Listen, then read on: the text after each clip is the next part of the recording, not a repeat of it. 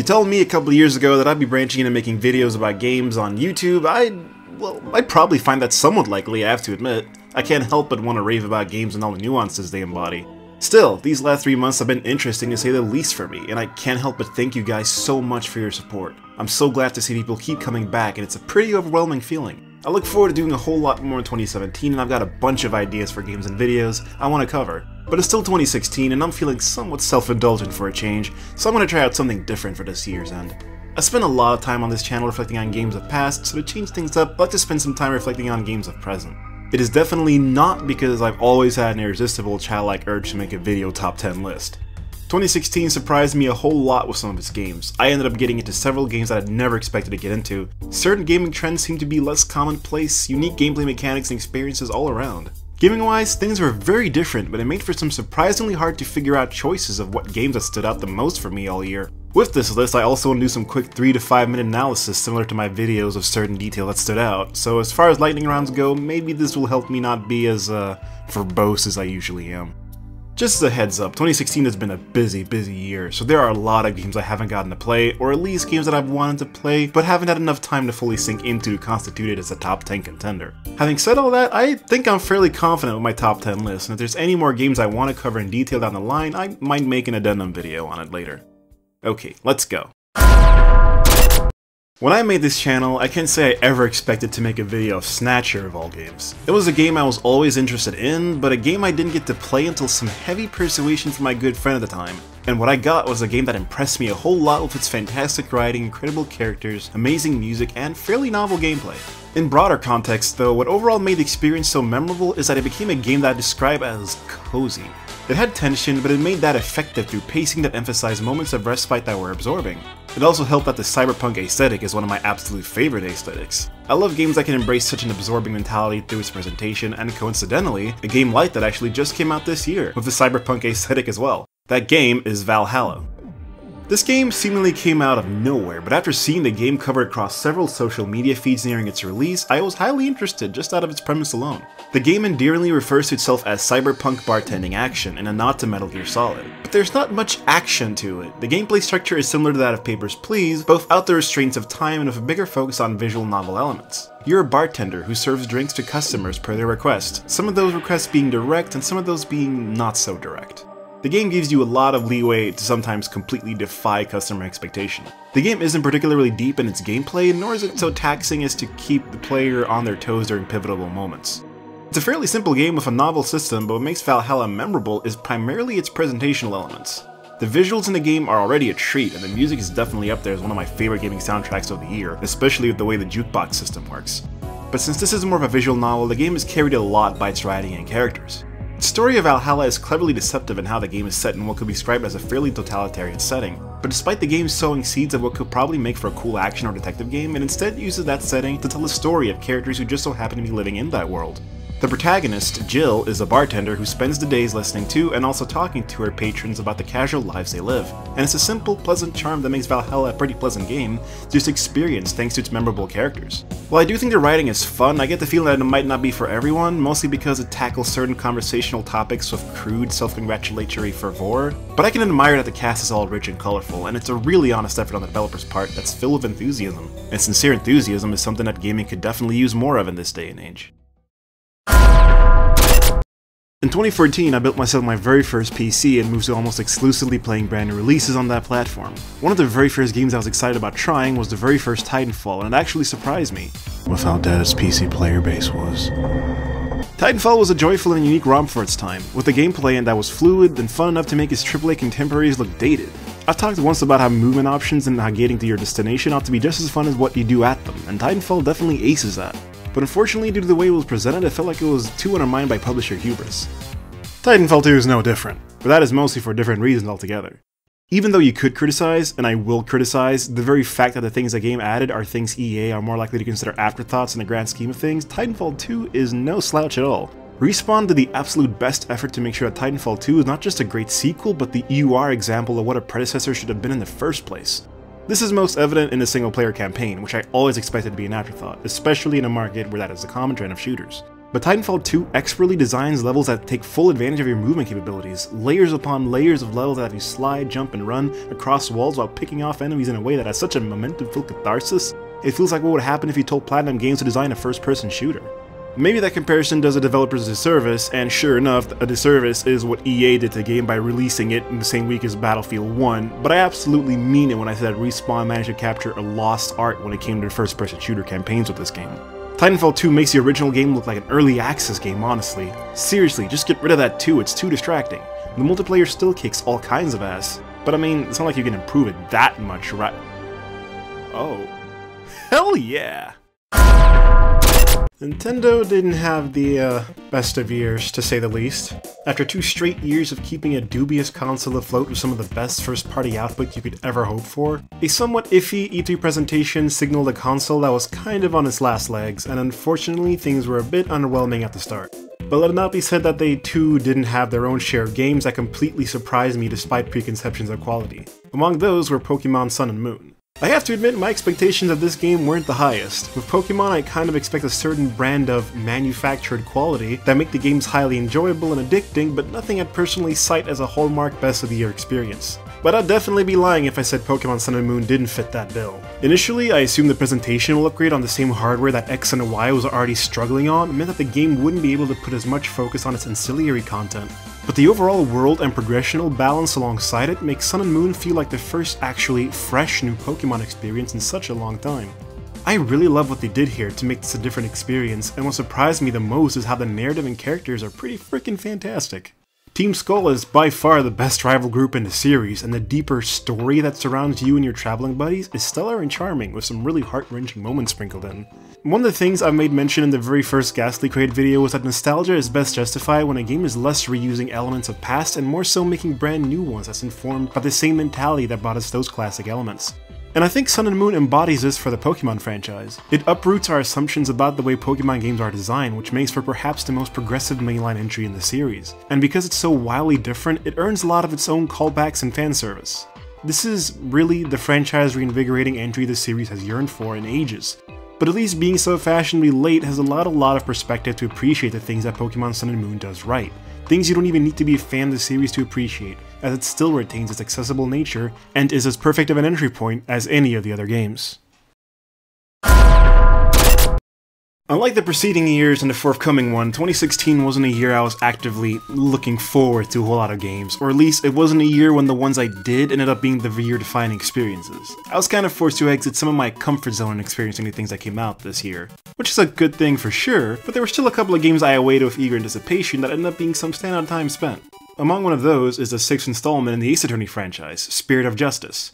To be honest with you, I didn't expect I'd put this game on the list when I first played it. I think it's been somewhat obvious since, I guess, the 4th or even a 3rd Ace Attorney game that, aside from a few odd spin-off, this isn't a series where you're going to be getting any substantial gameplay advancements in the formula. Ace Attorney 5 was a game I really enjoyed, but I do think it proved that a series like this, even in the face of its glamorous presentation, is highly contingent on how well written it is, and to some extent, both Ace Attorney 4 and 5 were dwarfed by the quality and legacy of the original trilogy. Because of that, I went into Ace Attorney 6 with tempered expectations, just wanting to enjoy the presence of the characters again and having the delirious satisfaction of pointing out contradictions. But lo and behold, the game actually made a huge impact on me with its story. Part of the reason I didn't expect the story to satisfy me was because the mythical kingdom angle, and in fact most of the magical elements of the series, is something I don't have much of an investment in. But like Ace Attorney 3, it somehow ends up making the surreal element of the series shine a larger light on the characters we know and love, to tell perhaps the most progressive Ace Attorney stories since then that delves into themes of parenthood, friendship, and, well, justice.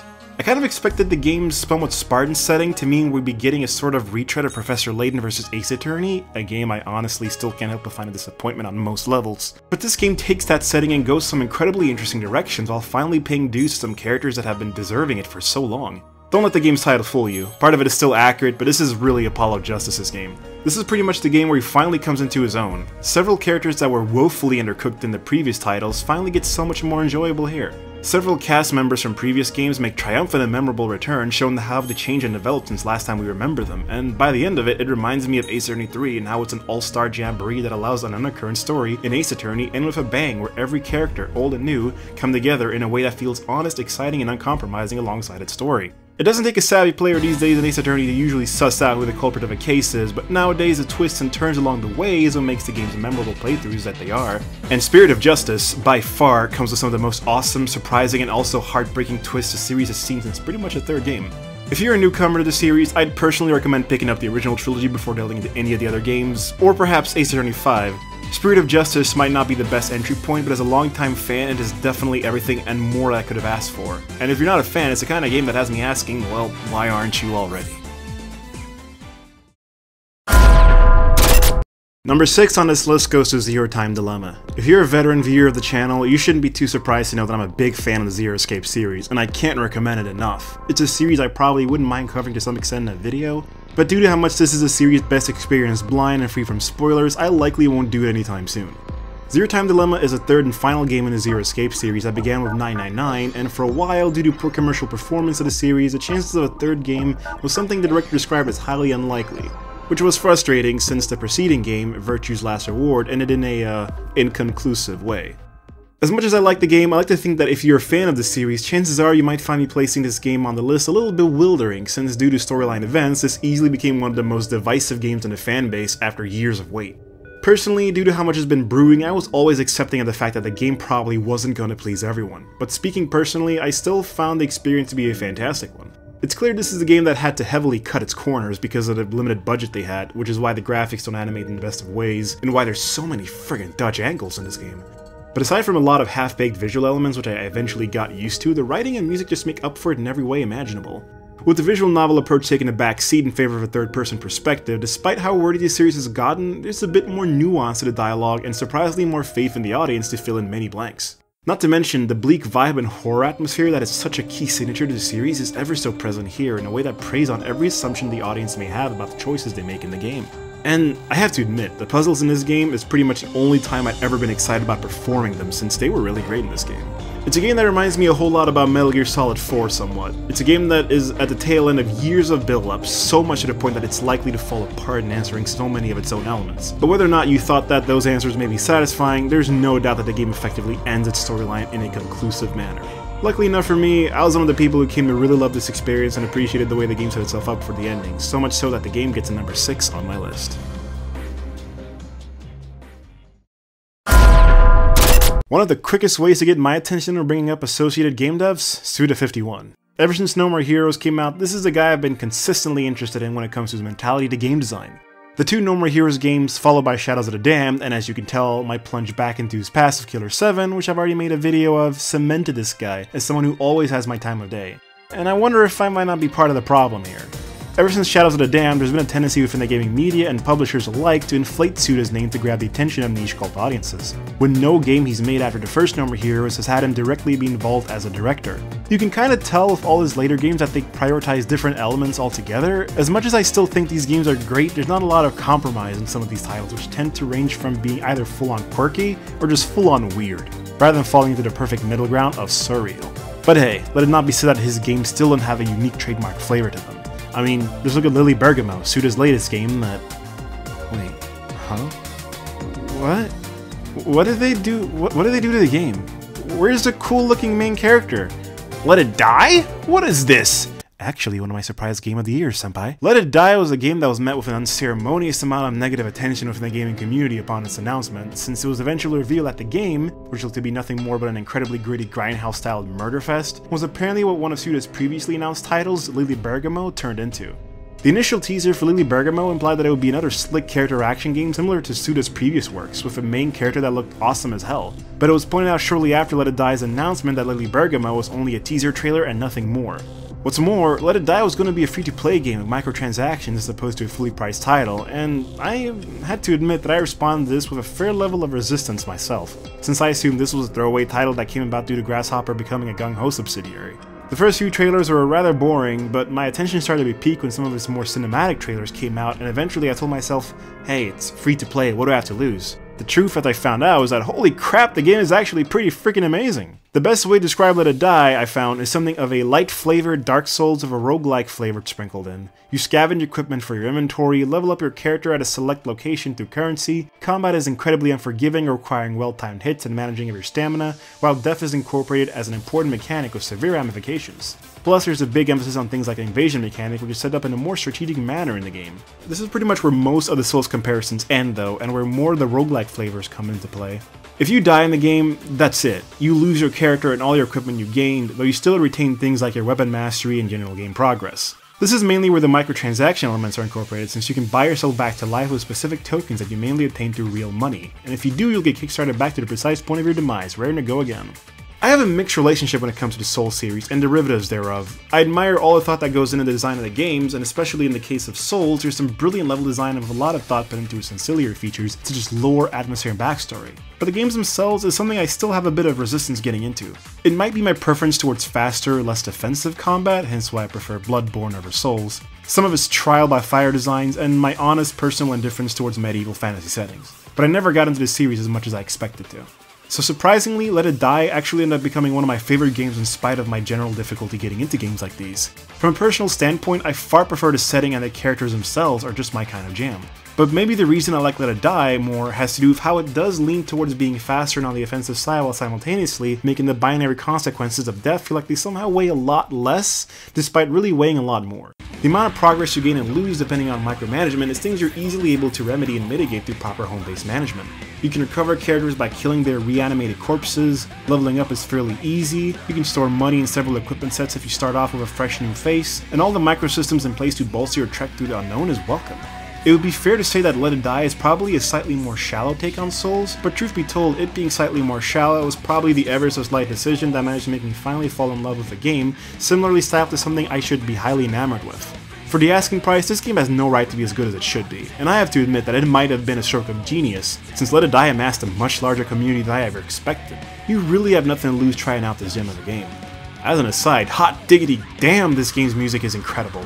This game easily gets the bonus recognition for me as Soundtrack of the Year. Who made this game's soundtrack? Oh. With all the surprises that came out this year in AAA sphere, I was kind of surprised I didn't have to turn as much towards indie games alone to get decisively unique experiences. But that isn't to say it hasn't been a good year for indie games. I can always count on there to be something exciting happening behind the scenes of the solitary creators, and last year was such a fantastic year that saw 3 titles from independent creators end up on the short list of my personal top 5. This year similarly saw a plethora of titles come out that were all worthy to end up on anyone's best of the year list, such as Stardew Valley, Inside, and Hyper Light Drifter. But the game I ended up playing the most and stood out the most to me was Super Hot. When it comes to games released this year that had the potential to evolve and become so much more down the line, Super Hot takes that crown by far in my eyes. The game is a really basic first-person shooter, but the conceit behind the game is that the time moves at a fraction per second, and it speeds up whenever you're moving or performing actions. This turns the game into an incredibly strategic romp that almost feels bullet hellish at times when you have to be mindful of where the individual enemies and elements are, since one shot will kill you and force you to restart the level. It reminds me a whole bunch of Hotline Miami, and how improvisation is the game's namesake and one failed attempt leads quickly into the next. Grabbing an item, throwing it across an entire room onto an enemy to disarm them, only to body snatch his cohort next to him to catch a still suspended shotgun in midair to mow down a group in distance, is an incredibly satisfying feeling that has so much feedback through the satisfying way the game slows down and its audio-visual cues. It makes almost every action in the game look deliberate and calculated on your part. At the end of the level, you get to see your entire progress played back in regular speed to see how it all comes together regularly. The story mode isn't amazing in the game, but it's clear that most of this game's effort is put into its levels and bonus content, where you have challenges that put unique filters on the game, where you're only allowed to use certain weapons, or even the endless rooms, which become gauntlets where you survive as long as you can, dispatching as many enemies as you can, which becomes a tense and fun challenge that invites replays. I do kind of wish this was a game where the developers release add-on DLC such as more levels, challenges, or perhaps even a map editor, since this is the kind of game that would seem perfect for it. But like I said before, this game is a good example of emergent game design, since I can't help but imagine what the developers could do with a game like this were it to be turned into a sequel. More weapons and different enemies alone could easily change the entire meta of the game, and that is an incredibly appealing concept. I can't wait to see what the developers do next, and as much as I welcome them to try out new and original things, there's a part in my mind that hopes for a sequel that adds on everything it can to turn this into a monster of a title. Before I go in the top 3 of the list, I want to give some honorable mentions to some games that didn't make the list. Some of these are games that I enjoyed but only barely skirted my top 10, games I really want to play but haven't for one reason or another, or games that I haven't played long enough for me to consider their inclusions here fair, despite finding what I've played promising. On to the big 3.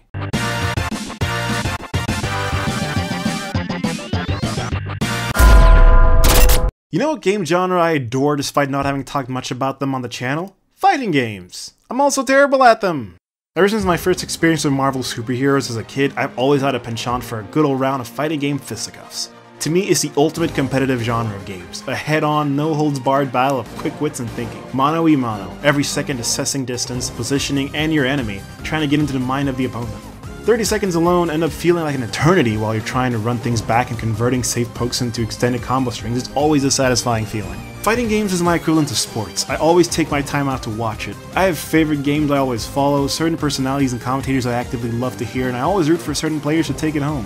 Whenever EVO, CEO, or any other major rolls around, you better believe I get myself a good snack ready while I prop up Twitch on the TV. It's a genre that provides me endless thrills seeing a dedicated community get so far, from humble beginnings in arcade coin ops to filling stadiums. 2016 were exciting times for the genre as a new generation of fighting games saw a brand new resurgence, now even being featured at ESPN of all things. Several series that haven't seen installments in quite some time were brought back in magnificent fashion. Just about everything in 2016 was pure quality, and with Marvel vs. Capcom Infinite coming next year, it's a good time to be a fighting game fan. Of course, with all the quality fighting games that came out in 2016, it should go without saying that I'd probably be head over heels of at least one of them. And you'd be right. 2016 saw the release of the next installment of my absolute favorite fighting game franchise of all time, the one that reigns supreme for me. I'm talking, of course, about Guilty Gear Xrd Revelator. This might be something of a cheap pick for some, because due to the way ArcSys handles game sequels, Revelator can generally speaking be considered little more than just a DLC add-on or balance patch for the original version, which was Sign. But I have to admit, back when Sign came out, I didn't get much opportunity to play it on the same extent as I have Revelator, which is just so much better of a game. And since it's been one of the games I've spent the most time on, I'd be lying to myself by denying it a spot on the list. Guilty Gear has always been my favorite fighting game franchise, even in the face of its spiritual successor, BlazBlue, due to its fast-paced, dazzling combat and superbly metal presentation. All of that persisted into the Xrd iteration of Guilty Gear, which to date has some of the most impressive graphics technology of any game I've ever seen. The graphics are fully rendered 3D models, but presented in certain directions and angles that make them look like a 2D anime. Easily, this is one of, if not the best looking fighting game ever made. The characters are all some of the most varied in terms of capabilities and toolsets that you can find in a fighter, and for the most part, they're supremely well balanced. The music, composed by the series director Daisuke Ishiwatari, just kicks ass. And the gameplay itself is just a goldmine in terms of depth with extended combos, bursts, yellow, purple, red, Roman cancels, flawless defense, blitz shield, dead angle attacks, hellfire, instant kills, jump installs, risk gauge, mortal counters, danger time, which would really be a whole lot to swallow if the game also didn't have one of the best tutorials and mission modes in any fighting game ever designed. Even going so far as to include character-specific matchup tutorials. Holy crap! For being so complex, this is a game with an incredible level of dedication to learn newcomers and make sure they learn all the ropes. Even back with Sign, Xrd was a game that proved how feature-rich content is important to have in a fighting game. I appreciate how the game can separate story and arcade, the former not having any gameplay but both still being of great quality. Revelator just piles it on with the improvements such as a new player lobby system, amazingly improved netcode, fishing, figures, new characters, etc. Oh, and Revelator brings back Jam freaking Crowdberry! I don't care if people think you're low tier, I'll always love you. Even though I'm more of a Jacko player. I may be trash at it, but I'm never going to stop loving it, playing it, or admiring it from a distance. Chances are I'm still playing this game while you're watching this video. When's Biken coming back? You know, as much as 2016 was the year of surprises, I have to say, the weirdest feeling of all when it comes to playing games is when a developer proves you wrong. When against all odds, a game that has no right to be as good as it is becomes exactly that. The AAA industry this year has been so weird to me. I went into this year cynical and not really expecting much from a lot of the titles coming out. Sure, I already mentioned how much of a surprise something like Titanfall 2 was, but even I was a big enough fan of the predecessor to think that Titanfall 2 was only a pleasant surprise as far as improving everything about its predecessor. But when a game you've been looking forward to for years, perhaps even decades, is something that the target audience shuns to no end pre-releases, is being marketed in the most tone-deaf manner possible, and is being developed by someone you have no reason to believe is ever going to put out another groundbreaking title, it's easy to just get so caught up in the skepticism. I felt like I had to face the music. There was no reason to believe the number 2 spot on this list was going to be good. But then, it happened. I'm willing to take full responsibility for the horrible events of the last 24 hours, but you must understand. Our interest in their world was purely for the betterment of mankind.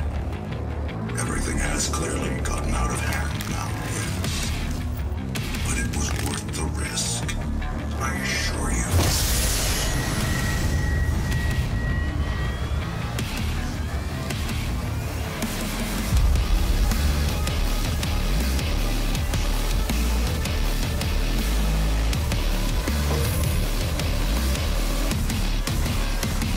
There are very few games out there that can hold a distinction of selling me on its quality from the first 5 minutes, but the instant the shotgun cocks and the rhythm to Mick Gordon's brutal remix of At Doom's Gate, I knew that I was already looking at one of the best games of the year. Doom is a freaking miracle of a game. It's a game that went through years of swamp and skepticism to emerge a diamond. It's baffling to me that a AAA studio has come out with a game that incorporates such multifaceted level design and incredible combat. This is a game that fully realizes that the strengths of its predecessors were less in the brutal exterior, but in the deep nuances. I'm not gonna lie guys, I don't want to sing the praises of this game too much, because without spoiling my future schedule, this is a game I've been wanting to do a video for a long time. I just didn't have the time to do it this year. But if you haven't already experienced this game, I highly recommend it, because it is such an unfathomable game in all the right ways. I have never seen a developer turn around its prospects and finally deliver a worthy sequel to a game that's over 2 decades old. A game that recognized that its legacy was more than just the grotesque nature, but its gameplay substance and tongue-in-cheek story. This game provides everything I could ask for, a fantastic protagonist who's memorable without uttering a word, incredible gunplay, wonderful sound design, amazing combat design, impeccable music, some wonderfully well-written lore, and masterful level design. It's filled to the brim with Easter eggs and has so much heart to it. It's the most fully realized example of utilizing the spirit of old games in a modern light. Despite being on the number 2 spot, I like to think that the number 1 and 2 spots thread some fine lines almost to the point that I consider them tied. Doom could very well be my best game of the year because it defied every expectations I ever had and then some. Doom embodies the spirit of 2016 in gaming. It's never been more satisfying to be proven wrong by a title like this, and it is so great to finally have id Software make a title that is worthy of being another immortalized classic. The king is back. Rip and tear until it's done.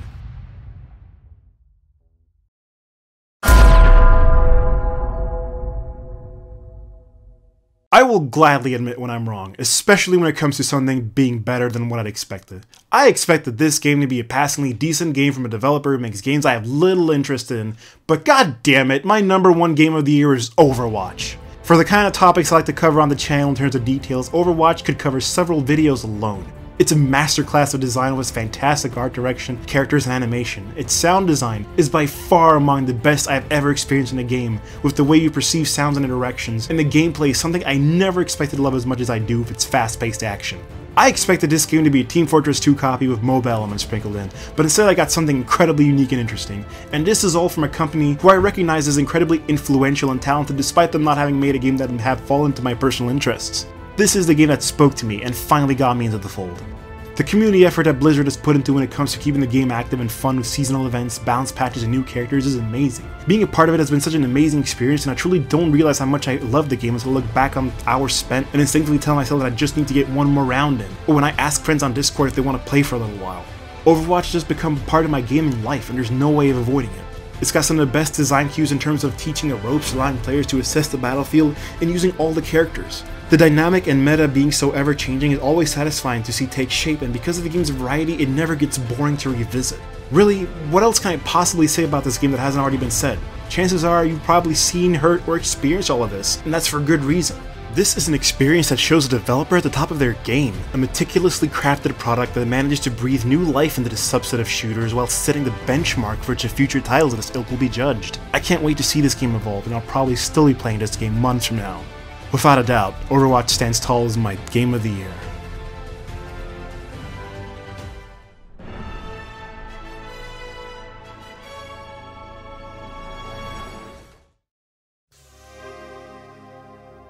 And there you have it guys, my top 10 of the year. The games I spent the most time with, and the games I ended up enjoying the most, all things considered. But it was a really hard time to even pick from all of the quality games that came out, because man, there were some good games that came out this year. Some games I didn't even get a chance to talk about in this video, but were still really worth mentioning all the same. How about you? What were your favorite games of 2016? Agree? Disagree? Anything you want to add? Feel free to leave a comment below. And if you want to follow me on social media, feel free to check out my Twitter where I banter about a whole bunch of crap that probably isn't very interesting, but hey, who knows. I've also plugged it a few times in my recent videos, but I also make music, which you can check out here. The track used in the opening of this video is actually from one of my recent releases this year, which I consider one of my most proudest achievements in terms of creativity. Anyway, I suppose that pretty much covers it for this year of Ghastlycrate. Thank you so much for all your support, guys. It's honestly been a real joyride thus far, and I can't wait for next year. Who knows what next year will bring? I know I'm looking forward to a whole bunch of stuff coming out. Nier Automata, Persona 5, Zelda Breath of the Wild, and the aforementioned Marvel vs. Capcom Infinite, of course. Oh, and who can forget the launching of a brand new console? That doesn't happen every year. Either way, I hope you guys will be there along with the ride, and come whatever may, thank you for all your support, and I'll see you guys later.